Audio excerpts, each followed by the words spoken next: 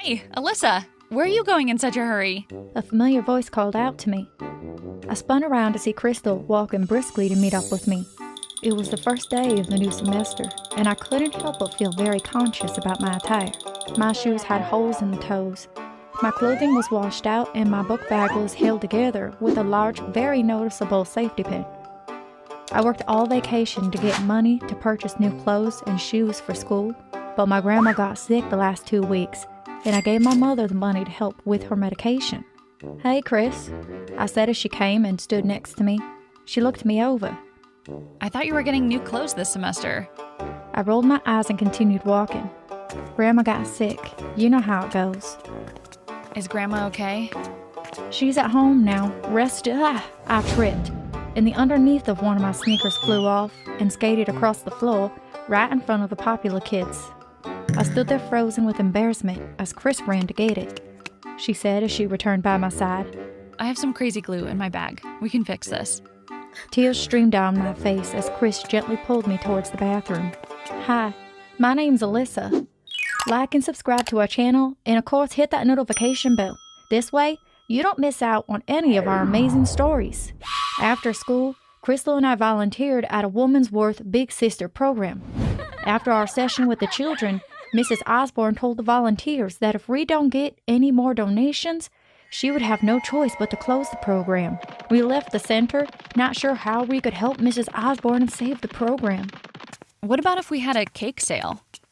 Crystal asked me as we headed home. Nah, that wouldn't make as much as we need. We passed by the mini mart and saw the sign. This week's lottery, $18 million. What if we each bought a ticket? I said excitedly as we stood outside the mini mart. You do know that the lottery is a money-making scheme by the government, right? Nobody ever wins. But if you want to, I guess I can't stop you. I darted into the mini mart and purchased a ticket. It was my last $5, but if I won? I came out and Crystal asked. So what are you going to buy when you win the lottery? Well, first, I'll purchase a new pair of sneakers, I said as I lifted one foot and criticized my shoe. Crystal and I laughed as we thought about all the outlandish things we would purchase, like tigers to have as pets and crowns with large jewels. I waved Crystal goodbye as we stopped in front of my home. I placed the lottery ticket in my pencil case for safekeeping till tomorrow night before heading to bed. Before our English test the next day, which was our last class of the day, Crystal tapped me on my shoulder. Hey, do you have an extra pen I could borrow? Just then the teacher walked in. I handed Crystal my pencil case to retrieve the pen. I forgot that Crystal had my pencil case until I sat in front of the television awaiting the lottery numbers that night. I sat glued to the television, beads of sweat forming on my forehead, wringing my hands nervously as the numbers appeared on the screen, one by one. 3, 7, 9, 11, 16, 20. I won! I won! I screamed as I danced across the living room floor. What's going on here? My mom asked as she walked in. I won the lottery! I screamed as I pulled her to dance with me. That's great, honey. Just make sure and keep the ticket in a safe place until you cash it. It is, I said as I smiled at my mom. That night I couldn't help but wonder if Crystal checked the lottery ticket. What if she didn't go to school the next day but instead went to cash the ticket?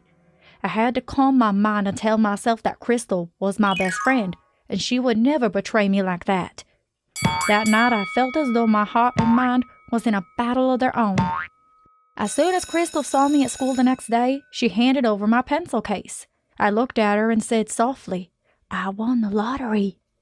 I wanted to open the pencil case and see if the ticket was there, but I knew Crystal's feelings would have been hurt. She held my hands. Are you serious? I am so happy for you. I couldn't wait to get to class to have an excuse to open my pencil case. When I finally got to class, I opened the pencil case slowly and breathed a sigh of relief when I saw the lottery ticket. After school, Crystal and I went together to exchange the ticket. Once they identified that the ticket was genuine, I was given a check. We went to the bank and they said that after a 7-day period, the money would be accessible to me.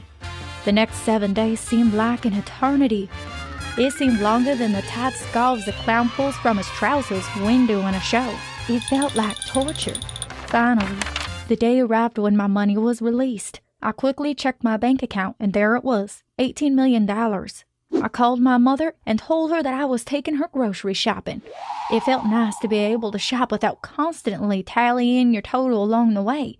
After grocery shopping, I invited Crystal to go to the mall with me. After shopping, Crystal and I went to dinner. "How else can we celebrate this new win for us?" I asked. How about we throw a party? At least this way we have a chance to show off some of the new outfits we got. I think that's a great idea. Let's invite everyone. I agree. This party is going to be the best party ever. Over the next few days, everyone at school realized that something about me changed. I felt like a new person. It was the first time I was able to walk the corridors of any school with confidence. Crystal and I's first party was lit.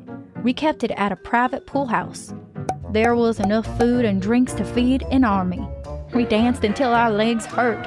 It was the best night of my life. Over the next few weeks, I bought a huge house and moved my grandma and my mom out of our tiny apartment. I got my mom a new car, and I also got my license and bought myself a car. By this time, I was having parties every weekend. Because of this, I slowly fell into the popular crowd. My life was now focused on partying in the latest fashion. I spent less time with my studies, family, and Crystal. I was living my best life, and I loved it. At the end of the semester, my mom asked about my grades.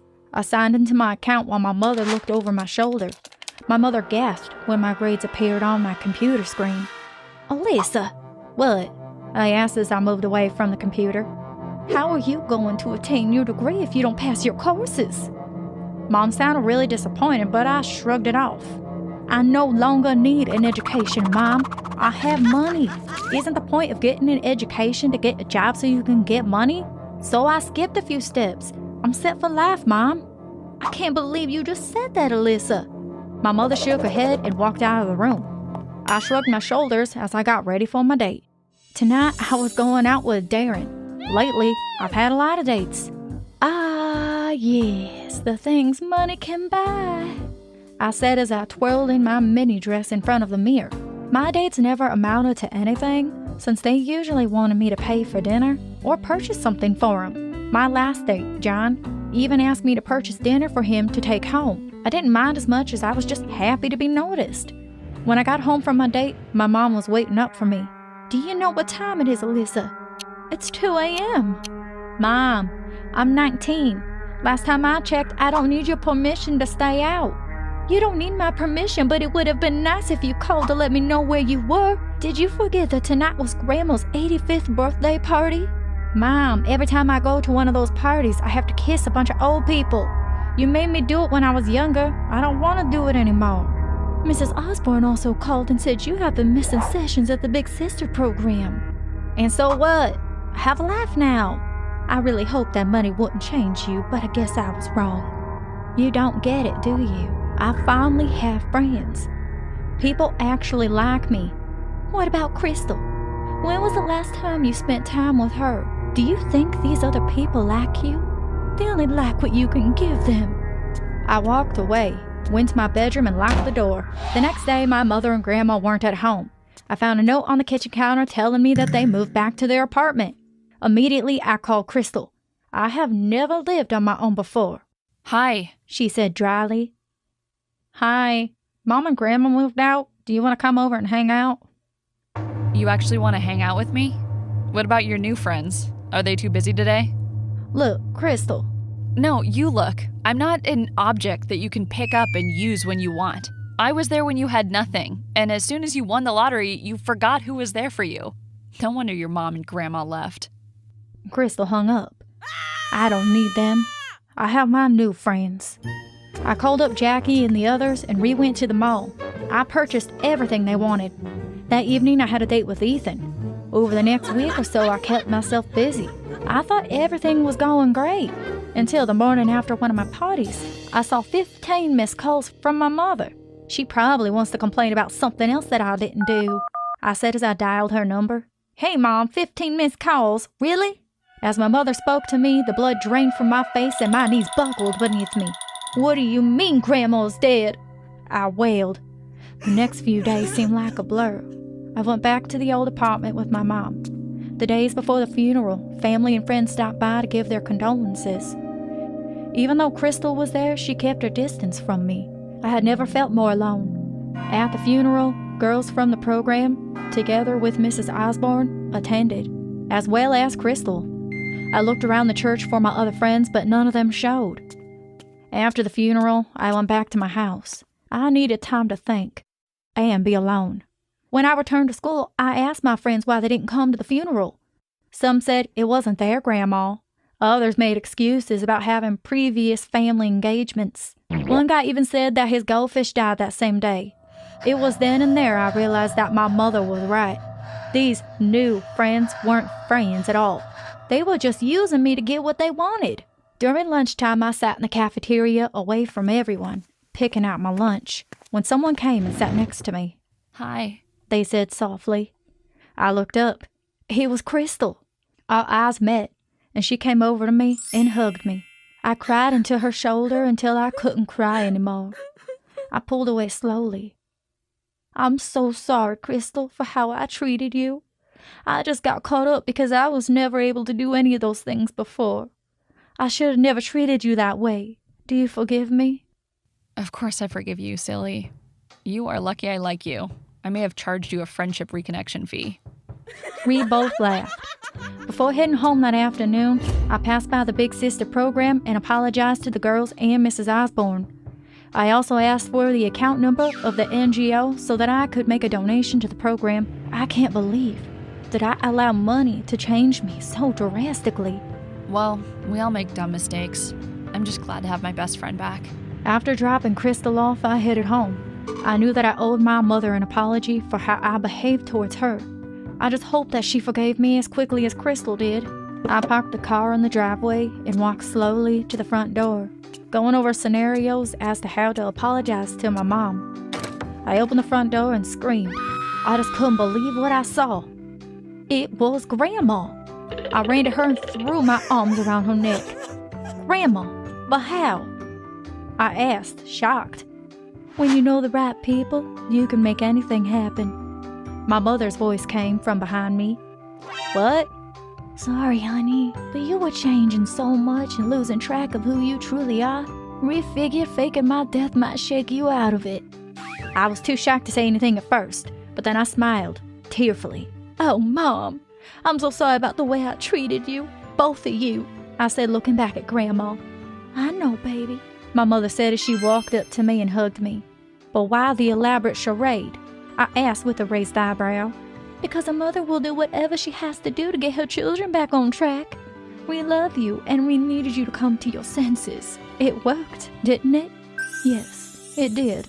That night, Mom, Grandma, and I stayed at home and cooked dinner together like we did before. I told her about my day at school and my rekindling with Crystal. Needless to say, that semester I failed all my courses. It does mean that I have to wait for them to come around again before I can retake them. It also means that receiving my degree is going to take longer than expected. It taught me a grave lesson. Your actions are not free from the consequences that follow.